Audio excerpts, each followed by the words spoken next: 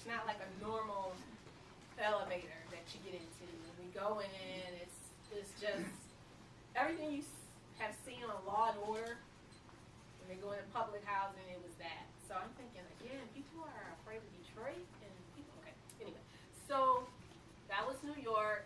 Loved it. A lot of different cultures. If you wanted something to eat, if it was 1 o'clock in the morning, 2 o'clock, it didn't matter. You could get everything. Vietnamese food. Oh my goodness. I had Peruvian food. I had, I'm going to tell you something. Okay. What I didn't have was Middle Eastern food. And at that time, there were not a lot of Middle Eastern people in New York at the time. Okay, so back now. So if you wanted African food, you know, if you like Ethiopian or Somalian, you could have that. They had Thai food. Anyway, so a lot of diversity. Took the subway. First time ever taking the subway. That was fun. Didn't have a problem. None of the stories that you see on television didn't have a problem with that. So, yeah. Did I say it? Okay, so we drove. I don't know if I said that. So we drove. And again, I came from a large family, so we drove a station wagon. And my dad was like, okay, you can drive.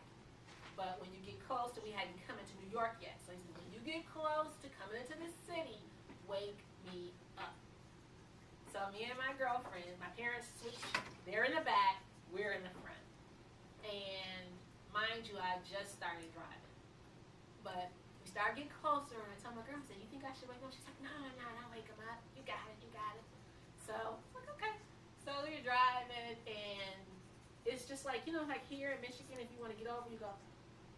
And people let you over, and like, whatever. No.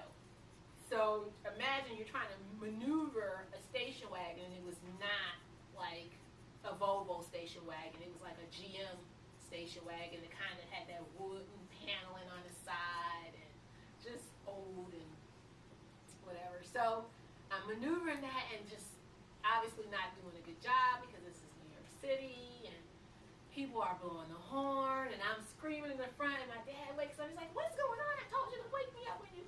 So anyway, finally I get to the point where he can take over and he takes over and we arrive safely. So, and we stayed there about 3-4 days and then we came out and went to Buffalo. And okay. So that was that. Where else have I been? I've been to... Oh, I got to tell you about my second trip to California. This was supposed to be a girls' week. So we got a timeshare. Someone had a timeshare and whatever. So we flew into Sacramento, California, and I was going.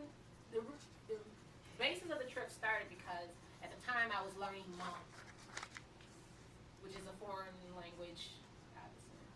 And Hmong is spoken in Laos, Thailand, and the northern part of China. So anyway, went there because I wanted to visit a kingdom hall there where there was a Hmong language group. So we go into Sacramento, good time, nice area, and from there we go to San Francisco. No, we flew into San Francisco.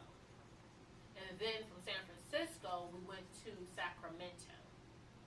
And we just drove back and forth there. And so we had a good time. Went to the Hmong congregation there and got some information and socialized and stuff like that with them. And from there, I had seen on television, and you know how you see in the movies, Pacific Coast Highway 1.